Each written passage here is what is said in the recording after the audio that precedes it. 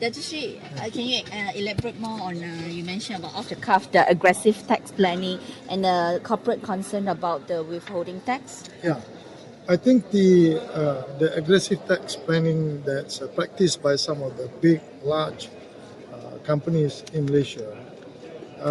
Basically, what we want to inform the public or companies that you can do tax planning, but there will be a situation where you will see that some of the tax planning that you all do, or that some of the companies do, is that is subjected to certain interpretation of law.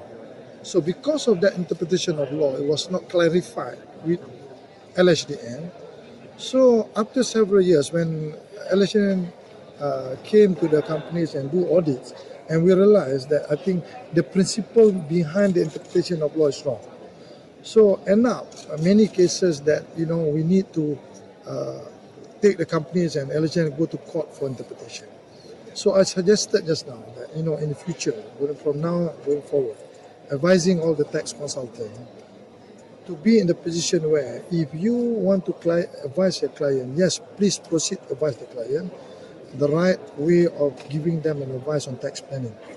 But when you come to the stage where it can be defined as aggressive tax planning, in the sense that it involves a situation where it's a border case in terms of interpretation law, my advice to some or all these consultants to come forward and meet up with LHDN, because I told LHDN to set up a team so that we can sit down and resolve at the early stage before the advice is given to the client.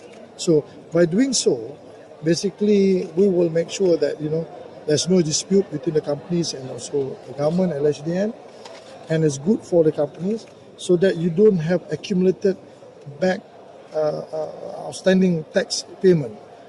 And most of the companies, that especially big companies, when they have a lot of cash, either they give dividends or they continue investment. And suddenly after 4 or 5 years, suddenly you get your backdated tax and you need to come out with huge cash.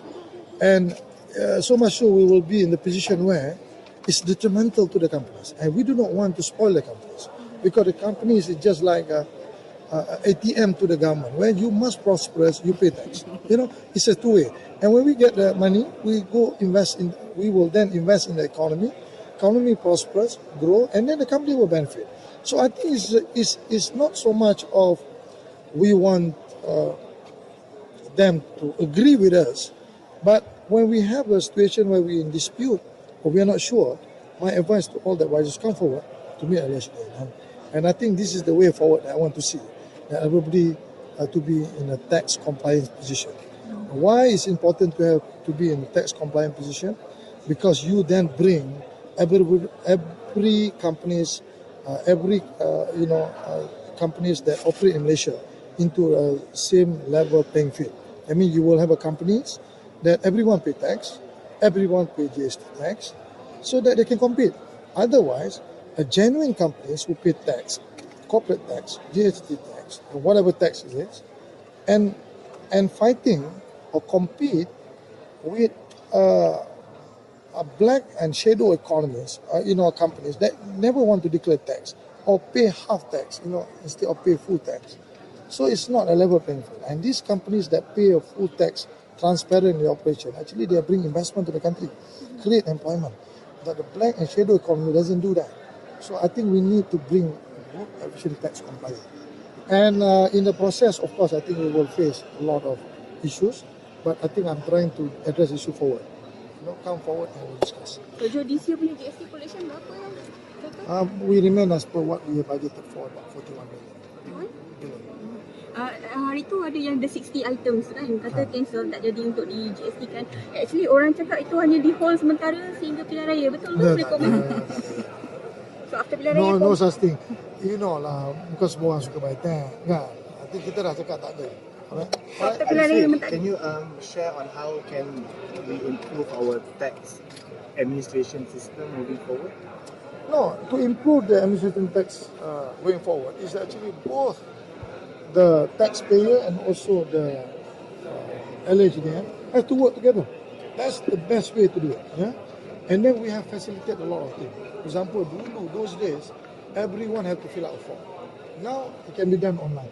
Yeah? I mean, we try to use digital technologies as much as we can in order to facilitate the tax payers. I think that's what our objective, so that less hassle for people to pay tax, and they are not sure they can communicate with LHDM, so no dispute.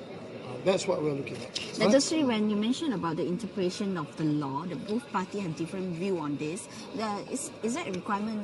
No, it's very simple. In my speech, what I say, that if you come early before you really advise your client, so then we can look at the law and then we can advise you this is the interpretation before you advise the client, right? But once you already advise the client, then only you come and seek the interpretation after 3-4 years, and the client has not been paying tax for 100 over million, for example. So for them to come out the payment, it's very difficult for them to comply with what is supposed to be paid. So therefore, I said, why not we come forward and discuss? And interpretation of law, even if we are not clear as LHDM, we can always go back to Parliament and we clarify this, because we always have this process of clarifying the laws, amendment of the laws, that if you are not clear, rather than we take all these cases and fight 5-6 years in court, waste all the resources, and just to get an interpretation of this. So I was looking at going forward, come to us, because tax is very straightforward. If you want to do tax planning, no one stop you. Just come and discuss and come to a stage where when it triggers a certain interpretation of law, we need to do it. So the government will amend the law when needed? Amend the law when needed. Yeah? Alright? Sure. Okay. Kita tadi pasal kalau boleh wujudkan this call integrity and government unit dalam setiap GLC. Boleh kita tambah itu? Yeah, I think kita ambil maklum ada banyak syarikat-syarikat GLC yang berdepan dengan isu yang kita tidak boleh deny.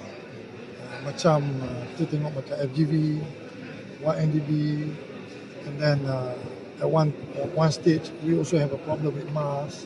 Yeah, but at the same time, I also want to tell, we also have to acknowledge that government also have created a good companies, regional players, like for example like CIMB, TNB, Telecom, these are all good companies. So at the end of the day, we look at the criteria of these good companies. What they have? One, they have the right business model. Number two, they have a good management. And number three, they have a good corporate governance in the system. But the moment you have wrong business model, weak management and poor government, it's very difficult. It's a matter of time that you will face a lot of problems. I think we take note about some of the weaknesses that we have. I think we will overcome them as we move Can you on. give some outlook on the economy for 2018? Well, economy, we are not changing our forecast. Our forecast remains 4 to 5% for this year, even though first quarter we are 5.6%.